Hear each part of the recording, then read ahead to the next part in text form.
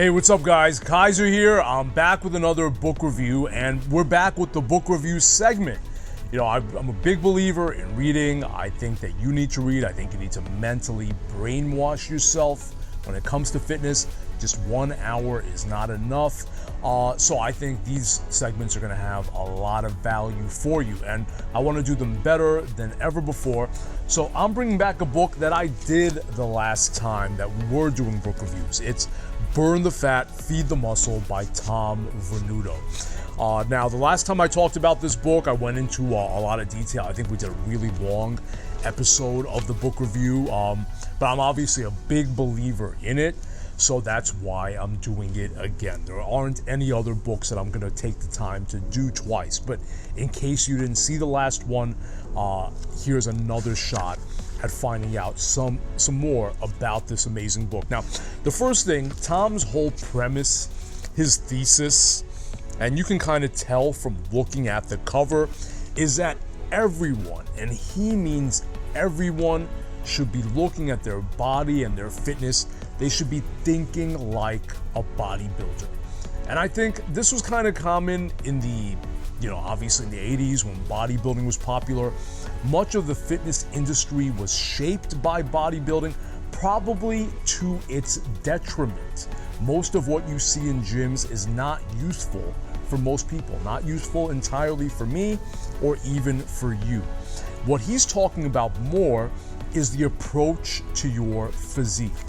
Just working out, eating whatever you want, expecting to run, to burn a bunch of calories, to swing a kettlebell 10 times, thinking you're gonna have an outstanding physique isn't enough.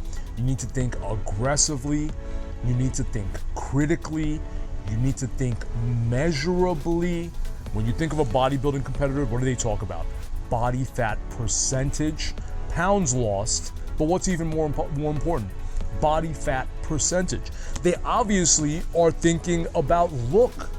When you talk about physique and a physique competitor, it all comes down obviously to your look, to your appearance of health and your appearance of fitness. And let's be totally honest, why are you working out? You want to feel healthier, sure, that is super important. You want to feel strong, super important. You want to get stress out, yes, that's important. You want to be healthy and live longer.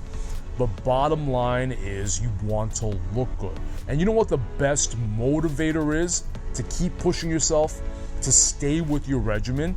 It's looking good. It changes your identity. You look at yourself a certain way, so your chances of going backwards go down. And it also keeps you motivated. It makes you want the next level. So that's the way Tom talks about. He doesn't necessarily advocate that you have to train like a bodybuilder. Try to get bigger, try to, spend endless hours just doing reps and not do anything else. What are bodybuilders known for? A lot of times not doing enough cardio, although that myth is starting to go away. They're known for a lack of flexibility, although these days, even in the bodybuilding magazines, they're recommending a lot of functional training. So I think my feeling, our approach here at Better Body, and what I'm seeing in the entire fitness space, is that things are kind of coming full circle. In the old days, it was only bodybuilding. Then it was functional, then functional came on the scene, and everything became very functional with CrossFit, with Spartan races. Now you're seeing a hybrid of both. That's our approach here. Very functional, but very physique oriented, very body part specific at Better Body. We have, things like butt and abs day on our schedule. We have leg day, muscle Monday, kind of an upper body day. So we have a body part split philosophy, the way a physique athlete would train, but then we're also obviously very functional. So we're always staying on the cutting edge. You're a member, you know that. So our approach does draw us from some of that. So again, that's a major reason why I'm recommending this book to you again. That's exactly Tom's view, Tom's approach. Now, not only that, this is a very thick book. All right, you remember the Better Body book was a very small book. Hope you all read that. That's the book I wrote. Well, Tom's book is very thick. And why is it so thick? Well, it has all the usual stuff, some stuff on eating and nutrients and things like that. Stuff you can get anywhere, stuff you can get for free online. But what he talks about here a lot in detail is the critical approach to your body and to getting results. Now, the first thing he goes back to is how we have different body types. Some of us are very lean, and you have to train differently than someone that has a more, what's the nice way to say it, more robust body type. And there's nothing wrong with that. I found as I'm getting older, kind of through my genetics, is that I fall in actually the bigger body type category, especially as I've been getting older and your metabolism changes. So in that case, you can't use that as an excuse. Tom doesn't use it as an excuse. What he says is, you've got to train different. So, all right, so you're a bigger person, you don't burn as many calories, you're not as lean as some of the guys we have here, as Christian, as Josh. Well, then you got to do more cardio.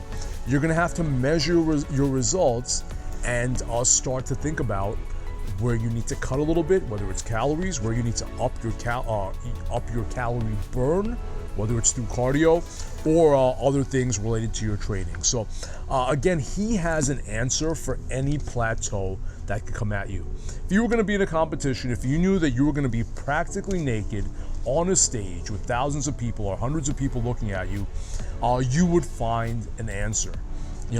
What I'm trying to say is, if you were going to be in a physique competition, you would find an answer. You wouldn't just go up there and say, hey, you know what, I don't have the right body type. So Tom is going to help you find an answer.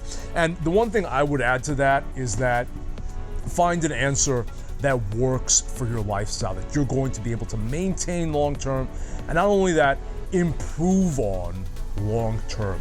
One thing about bodybuilders is that they peak the day of the competition. They will never look as good as they do than that moment that they're on the stage. What do they do after that?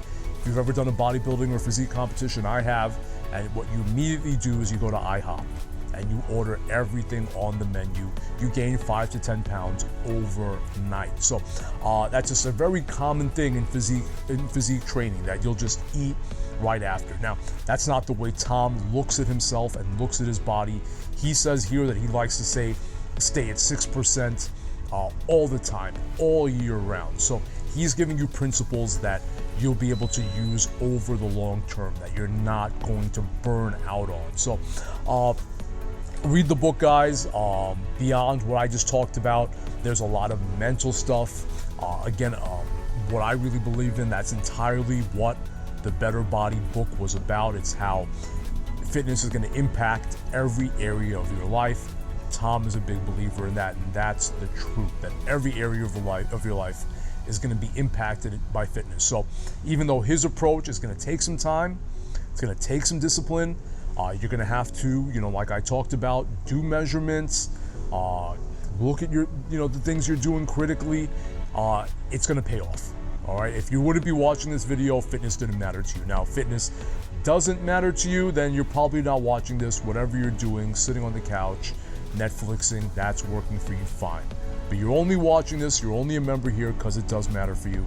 And if you want that next level, his book is going to help you do it. So this is a book to keep in your library. Definitely something to add in there. It's a great philosophy, a great mindset and approach to viewing fitness. So I couldn't give this book a higher recommendation. So that's it for today, guys. I really hope you pick up the book. I hope you read it. I hope you go back to it. You can almost use it as a textbook, as a good textbook. When's the last time any of us picked up a book this thick? It was when we were in college and we were forced to buy it. And they probably charged us $100 for a book like that. This you can probably get for only $20. So that's it for today's episode, guys. I really hope that you got something out of this, some of the philosophy that I talked about in Tom's book. And again, I guess I love the book so much because it's our Better Body philosophy. So if you love what we do here, you're gonna love the book. Go ahead, grab it. You'll be hearing from me soon. Take care.